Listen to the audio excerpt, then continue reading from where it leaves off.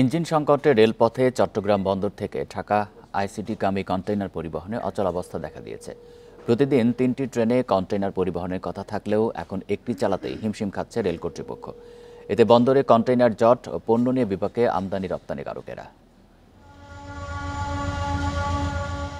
স্বাভাবিক সময়ে দিনে 160 কন্টেইনার রেলপথে চট্টগ্রাম বন্দর থেকে কমলাপুর আইসিডিতে পরিবহন করে রেল বিভাগ। গত কয়েক সপ্তাহে তা নেমেছে 50 থেকে 60টিতে। এতে বন্দরের সিজিপি ইয়ার্ড এবং ট্রানজিট পয়েন্টে তৈরি হচ্ছে কন্টেইনার জট। আইসিডিগামী ইয়ার্ডে 876 কন্টেইনার রাখার সুযোগ থাকলেও জমেছে 1500-এর বেশি। রেল বিভাগ বলছে ওয়াগন ট্রেন প্রস্তুত থাকলেও ইঞ্জিন পাওয়া যাচ্ছে না, তাই সময় মেনে কন্টেইনার ট্রেন ছাড়তে পারছে না তারা। আমরা পর্যাপ্ত ইঞ্জিন পাওয়ার বা যেটা আমার এখান থেকে ঢাকা কন্টেইনার নিয়ে যাবে রংপুর, দিনাজপুর, শহীদপুর যাবে, ওই বড় পাওয়ারগুলো আমাদের একটু ক্রাইসিস হয়ে গেছে, যার জন্য এই প্রতিনিয়ত আমরা শিডিউলটা রক্ষা করতে পারতেছি না।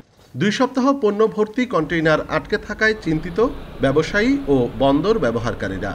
একটা ফুল কন্টেইনারের যে স্টোরেজ কস্ট সেটা আমাদেরকে বিল করে দেওয়া হয়, সেই বিলটা আবার আমাদেরকে কনসাইনি থেকে রিকভার করতে গেলে আমরা বিভিন্ন ধরনের ঝামেলার মধ্যে পড়ি। প্লাস আবার দেখা যাচ্ছে যে এই কন্টেইনারগুলো স্টাক আপ হয়ে থাকে, যেগুলো আমরা রিইউজ করতে পারছি না।